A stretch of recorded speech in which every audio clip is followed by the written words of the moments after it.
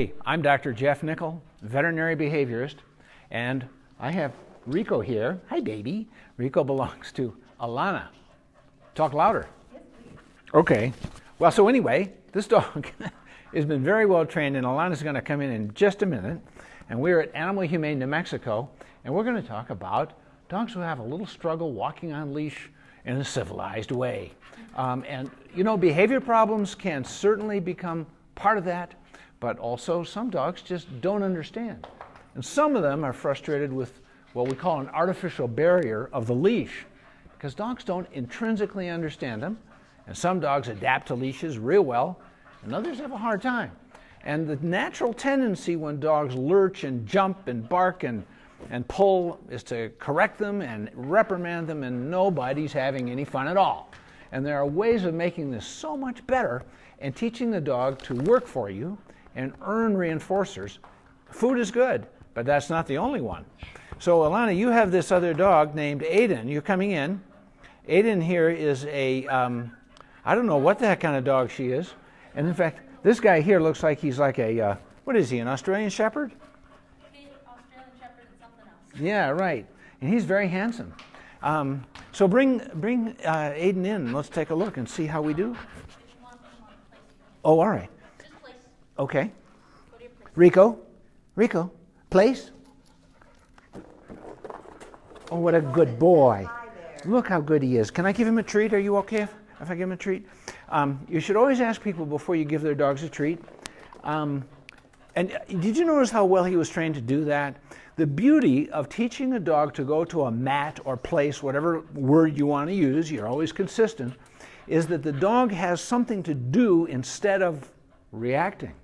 Like what he might have done that, again, without knowing how to teach the dog to do something different, you might just be tempted to correct or punish or jerk the leash, when in fact, if the dog learns to do something in particular, could be go to a mat or a bed like this, could be obey a command, could simply be to look to its leader to get a treat, but we want the dog to have what we call a response substitution. In other words, trigger is the same. We're going to teach the dog to do something different, like work for us. So when he does what he's told, and he's pretty darn good because Alana's taught him these things, he always gets a reinforcer. Doesn't always have to be food, but he needs to find out that he's a really good boy. And he'll do it again, because what gets rewarded gets repeated. So tell us about Aiden here, Alana. Aiden right now is in boarding. She gets a little bit excited when she sees other dogs and pulls forward towards the leash and kind of sort of jumps sometimes. Yeah. But right now she's doing really well, keeping in mind that we have been working for a good 5 minutes straight. Yeah, good. But this is something that we have to do when we know that she's going to react to other dogs. We have to work her just a little bit so that she understands what the new rules are. Set her up to succeed. Set her up to succeed. Now, let me ask you about this dog. She's here boarding. Do you put her out in the play yard with other dogs off leash? I do not believe so. That would be a better question for Jenny, but I do not believe so. I believe she's only in boarding right now. Okay. Because some dogs, I mean, I'm sure you've noticed this, Alana, that don't a lot of dogs do just fine with other dogs off leash in a play area like a dog park or the doggy daycare you folks have here, which is a great service, by the way. We could talk more about that. But those same dogs who behave really nicely in that situation can be pretty badly behaved on leash. Absolutely. It's not the same thing. One of the things that I compare it to sometimes is, well, to us humans, right? How would you feel if you had to be put in a straitjacket and you were told at 2 o'clock in the morning you had to walk from one end of a very busy street to another in downtown? How would you feel? Yeah. Well, with some folks a little bit scared and a little bit apprehensive, right? Yeah. Well, the leash sometimes, especially with dogs who don't understand what a Right. leash is or the rules to the Right, leash, right. might find this a little bit concerning. And the reason Hello, why baby. Hello, is honey. because No, you're very cute. the leash is What? a restraint. Oh, It is I a type of know. restraint. So Yes. sometimes when dogs, good. well, good. one, don't good. know the rules to the leash, and two, don't have the trust with their handler Yeah. that we need to establish before we can do these things, Well, what tends to happen is they don't trust. And when a dog doesn't trust you, they don't trust you sometimes to be the leader Right. and or make the decisions Right. that you have to do to mitigate the circumstances. What if there's another dog off leash coming towards your dog? What if there's a person and your dog is very timid or scared, Right. It's very important for us to first work on the relationship with ourselves and our dog. And if the leader's reliable, Absolutely. boy, that makes all the difference, doesn't it? Absolutely. Yeah. But my point still stands that sometimes this leash creates barrier Totally, yeah. frustration. Exactly. And Exactly. it's important for us to know this so that we're able to work with the dog a little bit better. One thing that I always recommend folks is try really hard to keep your leash loose unless we are backing away Right. from that dog, because this creates tension, and if I back up and create a little bit of space, it removes that tension. Right. Now, when you do that, do you like to give a command, like tell her to come? Not necessarily, and I'll tell you why. All right. The reason why is because on the leash, when working with the dog, eventually I just want the dog to understand the rules of the leash regardless of what we say. Fair enough. Right? Fair enough. So that I don't have to keep mitigating over and over and over, Right. because then I'm micromanaging. And sometimes I just want to enjoy my walk. Yeah. But it takes a very long time to get there. Right. And sometimes in the beginning we need to help our dog out a little bit. One of the things that I like to teach dogs is touch. Yeah. That's It's- really good. It's a form of come. Yes. But it also is followed with a treat for the come. Well, you know, the beauty of that, let me just Yeah, go interject ahead. how good that is. Absolutely. That is a wonderful thing to point out, Alana, because when you have a dog who's learned to touch, and some people use their hand, you can use a target stick, whatever, and you teach the dog that skill by putting some like peanut butter on the end of the stick or your finger, so the dog learns that, oh, when I hear that touch command, there's going to be something good. Well, the beauty of this is that the dog learns that when they hear the command, they have to figure out where that item is that they're going to touch.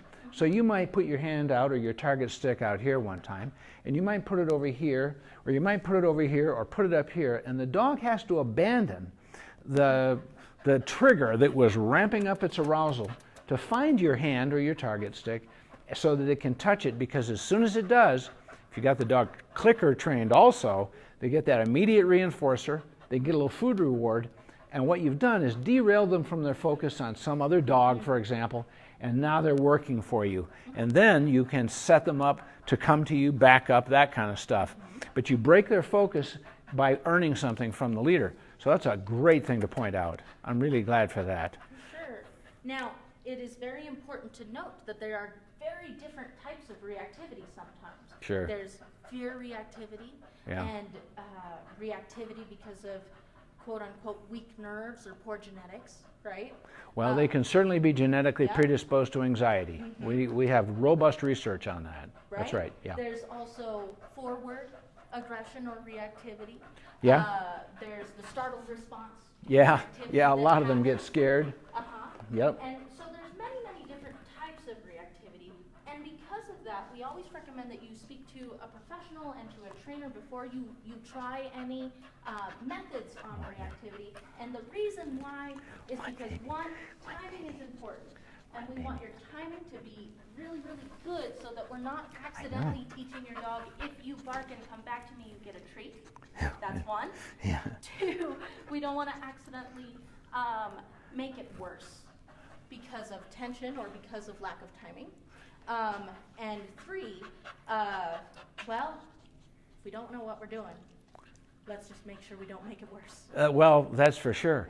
And you know, something that really makes a difference with these dogs with reactivity towards other dogs or unfamiliar people is when they see something in the distance that might cause them to ramp up. If it comes right around the corner in front of them, Yeah. they can ramp up in about a second. On the other hand, if it's a good distance off, it might take them a while to start ramping up. And if you can derail them as early in that ramp up process as possible, they can learn to start looking to their leader for opportunities to earn resources, like a food reward, like an interaction in petting. And so what you can do then is you can derail the dog just as soon as they see another dog. Do not wait for them to get totally amped up and agitated and then try to correct that nonsense, because they're not really learning anything. The decision-making part of the brain, the prefrontal cortex, is overwhelmed with excitatory neurotransmitters and is essentially non-functional at those times. On the other hand, they're still able to think and make a decision. They can learn to decide to look to their leader. So derail it early as much as possible and create distance from the arousal trigger, because with greater distance, there's always going to be less arousal. And you can see Rico here. He's not right up next, close and personal with Aiden then. He's a little distance away. And in essence, these dogs are not entirely comfortable together, but we're keeping them a little further apart, and neither one is having a problem. And so the barrier frustration of the leash isn't a big deal right now. But if we were to bring her too close and everybody reacts, we're not helping anybody. So you're doing very well. I'm going to ask you to sit back down. So Rico, place. Oh, you remember this one? Oh, you're such a good boy. You have to lay all the way down. There you go. He sort of forgot the down part of it, so I lured him. I made it easy. He followed the food. But you know, the idea of punishment, it just sort of comes naturally to people. Stop that behavior. Well, you know, people say they've done that for years and it's not working. Well, maybe when you find yourself in a hole, you ought to stop digging and do something else. Maybe learn how to do this, right? So, with that being said, sometimes what people think is punishment might be just a consequence. I've noticed that too. So, just because there's a consequence of something doesn't mean that we're hurting the dog. Sometimes when the dog is over-aroused and just too much, too fast, kind of like how Dr. Nichols was saying, sometimes that's too late, right? Yeah. When they're all crazy, sort of. Yeah. So what we recommend people do is just keep backing up, away from the trigger, keep backing up. And sometimes, if your dog pulls really, really hard, they're going to correct themselves. It's not going to be your fault or your doing. But we have to keep backing up if we want to search for success. We don't want to keep trigger stacking. What did you show us? Yeah, well, yeah, So, trigger stacking is another issue. Right? Yeah, so show us, demonstrate a little bit of that, would you? What's going on right now with Aiden, and I'm sure you've noticed me moving outside of screen and outside of camera several times. This is when I have noticed that Aiden is going too far. Too far gone where she can't listen. Right. Even now, this is very hard for her to do. Yeah. So when she hyperfixates on Rico a couple of times, I'll back up. Yeah, Mama's good job. At times, she will do it on her own. But Right. sometimes when she's really focused, it's very, very hard for her to listen. Right. So I just Yeah. back up. Yeah, just create Back up, distance. Create the space. And you know, if something else, and I know you do this too, Sure. is that when you've got a dog who's focused on somebody else, a person, a dog, or whatever that's got it all amped up or starting to amp up, you can duck behind a visual obstacle, like a parked car or a wall or a building. Or if you can't find anything like that, you can body block, which, in other words, would you show that? Just have her on your other side. And you think, well, if the dog's on the other side of your legs, and, you know, yeah, like, for example, the trigger is over there, and you step between the dog and whatever is causing her to be all jacked up, So, they just don't recognize it as much. yeah. So, And- for example, if Rico was the trigger There you right go. now, There you go. I would body block Aiden if Right. necessary. Now, keep in mind that if your dog is too big, too strong, Yeah. too crazy, Yeah. this might not be the safest thing for you to do. No, you got to work with Many, it. many That's right. times, dogs have wrapped around people Yeah. and whatnot, Yeah. gotten all tangled, and whoop, we're on the ground. So Yeah. be very, very careful. Yeah. The biggest advice that I give people with reactivity is bend your knees. Yeah. Bend your knees so Yeah. that you are prepared You for when can- that dog you can goes move. forward. You can move, right? Yeah. Now, if your dog is not at a 10 and they're about at a 2 or a 4 in reactivity, Yeah. absolutely body block. Yeah. Yeah. But if they're more than like a 7, 8, or a 9, Right. let's move out of the way. Oh, That yeah. way we keep Create people, distance. Yep. dog, Yep. and other dog and people safe. How Definitely. good you are. Yeah. So, other questions or any comments or questions that have come up, Jenny? Cindy Coleman says hi there, and Oh. O.J. Sanders says hey. All right. But right now there are no questions, so. Okay.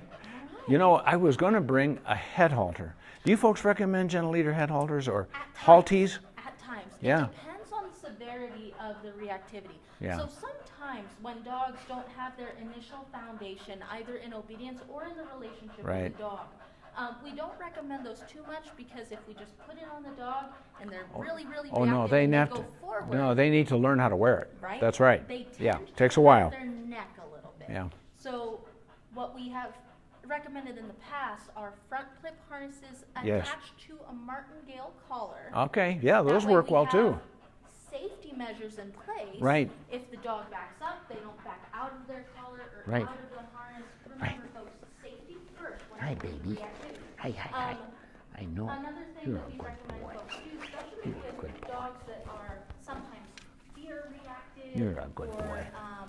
They tend to, You're a good boy. what's it called when, the word escapes me, but when they nip you instead of the other dog. Redirected aggression. Yeah, Redirection, that can happen. anything like that, and that Yeah. can happen. But what we recommend is that sometimes dogs, we need to teach them how to wear a muzzle for their safety. A basket and for muzzle. muzzles. A basket muzzle. Yeah, Not and you any have type of you muzzle. have If one. wanna You have them pull right one, you here. can. Oh, look, there it is. Yeah, these are the greatest. These are Baskerville Muscles, and the beauty of these is that there we go. You see this little opening right down here? This is for a really big dog, but you can give treats, and they're lightweight and they're soft and they fit nicely and they're comfortable, and they need to be comfortable because you don't want the dog to fight with it. Oh, absolutely. And the best part of these, and what is always the right thing to do with dogs. He is muzzle trained if you would like to. Oh, okay. Well, Rico, come on over here, baby. Is you never put these on the dog. Instead, you have the dog always put its face into the muzzle so it can snag that little treat. It's always his choice. Because if he learns right from the get-go, as you begin training him to the muzzle, that he will always get an immediate, oh, hold on there, sport. You have to put your face, there you go. He has to get the immediate reinforcer of that food. When he makes that choice, then as you do this repetitively and leave it on him a little bit longer, and sometimes you use jerky or something so the dog has to pull on it while this thing's sitting on his face, and very gradually he learns that when I see my Baskerville muzzle, I'm a pretty happy guy. And we don't have a struggle. Another one of those set them up for success things. And when you teach a dog to wear a gentle leader, they can be pretty darn good because you can derail a dog's focus on another dog or a person, and then lead it away and then redirect the dog's focus to its person to earn food. But you're totally right, Alana. A very comfy basket muzzle can save a lot of trouble. Now, of course, it doesn't help you control the dog, but it certainly is a reliable safety. So this dog can always say, wow, I get food. And so when you're working with your dog and it's wearing a basket muzzle like this, a Baskerville, you give it a command, boom, give it a treat.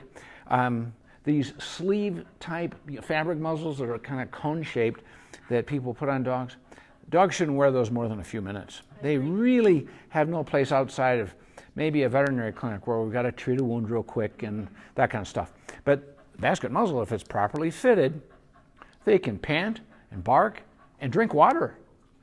They don't have the ability to eat except when you pop a treat in, and they can't bite.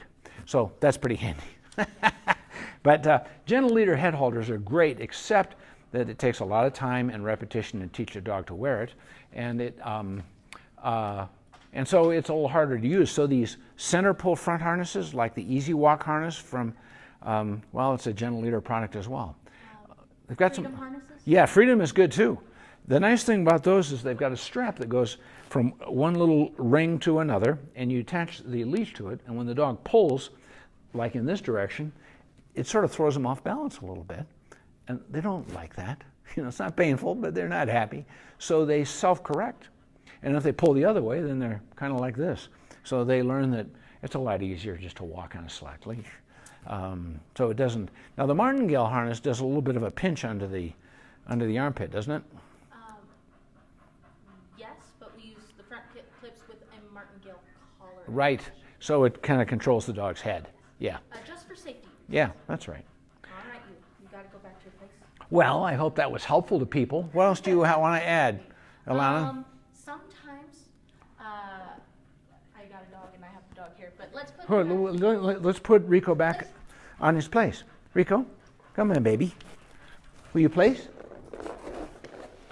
Hi, folks, I'm back. You going to go all the way down? So the other There you issue that go. I wanted to bring up is that sometimes we need a little extra help when it comes to behavioral type of reactivity, and we highly recommend that you talk to your veterinarian about this. But sometimes we need medical intervention to bring the dog down from a 10 to a level where they can actually learn. And this is your expertise, really. Right. But sometimes in an evaluation, if the dog is up here and can't self-regulate or can't bring themselves to a point where they can actually think and learn, it's not really fair to the dog to keep trying this No. when it's not working, no, I right? know, We don't sweetheart. We don't want to beat them I to the know, ground. We don't want baby. to shut them down. I so know. instead, what we do is we partner with people like Dr. Jeff over here, and we talk about what the best medications are for our dogs so that we can bring them down to a level where they can actually think and learn. Because we want to be firm in what we're teaching, but we also want to be very, very fair. Otherwise, well, we're not doing them right. Well, and you know, if the dog's reactivity is largely anxiety driven, and when we do a full behavioral evaluation in a veterinary setting, we're looking at all the behaviors and other physical systems as well. Sometimes joint pain, itching skin, ear infections that are smoldering, dental pain, the list goes on. All of that stuff can be a factor. But when we make clear research-based diagnoses and determine that, yeah, we've got an anxiety problem, or we have a release of way too much adrenaline, for example, we can use medications that dial that back without causing sedation, without risk. We've got safe treatments now, and that can make life better for everybody if there's a neurotransmitter imbalance. And sometimes people don't clearly understand what we're doing with medication. A good example is, you know what happens to a pet who's given an anti-anxiety medication that didn't really have anxiety? Nothing. Yeah. So that's a good way of knowing when the diagnosis was incorrect. Nonetheless, it's essential to make a really careful diagnosis and use the right treatment in some of those cases. Truth is, it's not that common with dogs who have leash reactive problems that they need that. But sometimes they have other behaviors that are anxiety related, and everybody does better if that's part of the treatment. Shouldn't be the whole thing. That is very true. It always should be paired with some sort of. Oh no, you've got to do everything you can to make a difference, and the medication part is sometimes part of that. Well, that's all I have to share. Thank you, Any guys. other questions? No. Thank you. Well, if people would like to, they can send a question to Alana, right, on the Center at Animal Humane, facebook.com/the Center at Animal Humane, or my Facebook page, which is Dr. Jeff Nichol, Dr. Jeff Nichol, or my website, which is Dr. Jeff Nichol. I try to keep it consistent, that way I can remember it. But you can send me a question on my Facebook page, or if you need a behavior consultation, I do those individually, but also we are doing Zoom group conferences for some groups for dogs, others for cats, and it's much cheaper, and you can be part of a group of 4, and I can gather information and give you some particular advice on what's going on with your pet. So that kind of stuff is available. Don't wing it, and try to avoid punishment. Madison Beats wants to know, do you have any tips for reactivity towards new people entering the home? Yeah. Would you like to take that one, Alana? Well, this is so good. a little bit of a loaded question, but the answer is yes. I have some good tips and tricks. First of all, I want to talk management a little bit. One, the first You're a question stinky that I always dog. ask folks is dog crate trained? Do they have a safe spot that is theirs where they can go and retreat and feel safe and feel comfortable? And if the answer is no, maybe that's something that we visit a little bit and work on a little bit so that the dog has a safe space to retreat to. The other question that I always have is, and this one is where some people, I'm not everyone's cup of tea when it comes to this, But the question that I have is, who gives the cues in the house? So the big question is, does your dog tell you what to do, or do you teach your dog? And if the answer is that, you know, yeah, my dog lets me know when this, they tell me when to do this. They don't like when I'm on the couch or when I'm touching other people. They don't like it when I visit other people outside. They don't like it when I visit other people in the house. They get in between me and the other person. This could be potential resource guarding. Now keep in mind, please talk to your trainer before you try any of this stuff. But that's another question that I have for folks. And if that's the case, we need to work on relationship stuff so that your dog knows that you got this, right? You got this. You will control the house and control whether those people are going to touch your dog if they're nervous. That's a really important point. You know, the thing to remember is that dogs, as much as we love them like little people in furry suits, and that's a very good thing, they're not the same species. And there are some important differences. And one of them is that they are genetically programmed behaviorally to live in open areas as part of a free-living social group where there is a boundary around the territory, but it's not a visual boundary, it's a scent boundary. It's not the walls of a house. And the problem is that our dogs don't really understand walls and windows and fences and leashes, which is why they're artificial barriers. Yep. And so when somebody comes in the door and you've got a scared dog and they have limited space to retreat because there's this darn wall here, then what you've got to do is say, wait a minute, maybe this dog is reacting because it's trying to create distance from the scary monster by mounting an aggressive display so the scary monster will go that way. Yep. And so, do you punish that dog? Well, if it's fearful, who wants to punish fear? I mean, that doesn't go anywhere. And so, many people believe that if they keep exposing their dog to visitors, that finally the dog's going to say, okay, visitors are fine. And very often what we're doing is replaying these neural circuits in the brain and intensifying these long-term memories that this is a very threatening situation. And so very often the best thing is avoidance. And you're right about a safe space, and a crate can be a good thing. If it's a wire crate, it needs to be covered, because then it's not a den any other way. But very often I just tell people, put the dog in the other room. And before the visitors arrive, and leave it there. Give it a food toy. Give it something to do. A food toy is great. The other thing might be when we put them in the other room, we let them de-escalate from their Oh, absolutely. You bet. Well, look how good you are. Look how good you are. We can introduce them on a leash. Keep in mind that when they're on a leash, that helps so that the dog doesn't go forward and make their own decisions to let the scary monster know to go away, one. And two, we can control the dog's actions to a certain extent, so that if need be, we can put them in the other room again. That's right. For dogs that are territorial, now this is a little bit different, right? You're very good. We highly recommend a type of consequence, but a consequence of isolation versus a punishment consequence, right? Yeah, So that's right. I highly recommend that people put their dog in the bathroom or somewhere that is more quiet, dark, a little bit secluded, so that they feel just a little bit safer. Reduce the sensory input a little bit. Yes. Absolutely. And yeah, bringing them out on a leash. And I'm going to make one last point. Sure. And that is that very often people find that when, okay, the dog comes back in the room and their visitors are sitting, and we're all sharing a cup of tea, with the pinky out, of course. Yeah. Okay. And when we do that, and the dog's accustomed to people not being that mobile because they're sitting and they're just chatting, and then somebody stands up to go to the restroom. And as soon as they stand up and start to move, the dog reacts because it's gotten startled. And the big reason is that that person was relatively small in its appearance by sitting, and when you stand up, you're suddenly a perceived threat.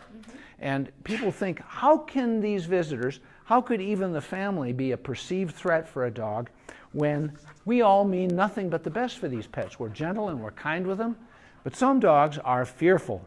They're anxious in situations where there's unfamiliar people, and then they can get easily startled. So if you're going to have your dog with you, with your guests are sitting, and you say, okay, it looks all right, be sure that your guests tell you before they stand up so you can put your dog back in the other room to set it up for success. Because every time your dog reacts, they actually get faster at it. Yes, they do. And it gets worse. You have another question, Jenny. Ben Woltz asks, do you have suggestions for a dog that likes to bark at other dogs when out on walks? That Yes.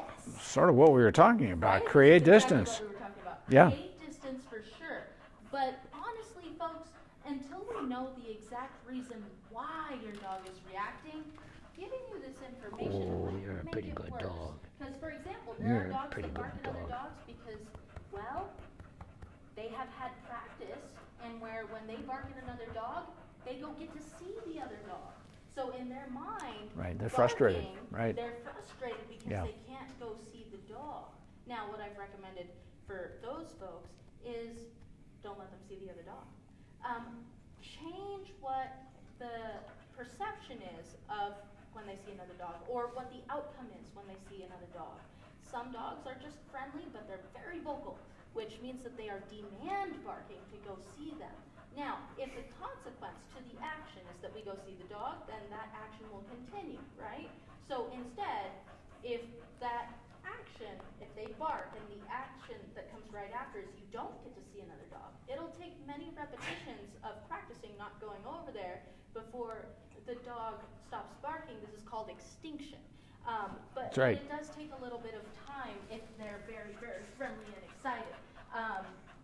Yeah, any other questions? But that'll work even faster if you do what you were saying earlier as well, where you give the dog an opportunity to touch and then earn a click from a clicker.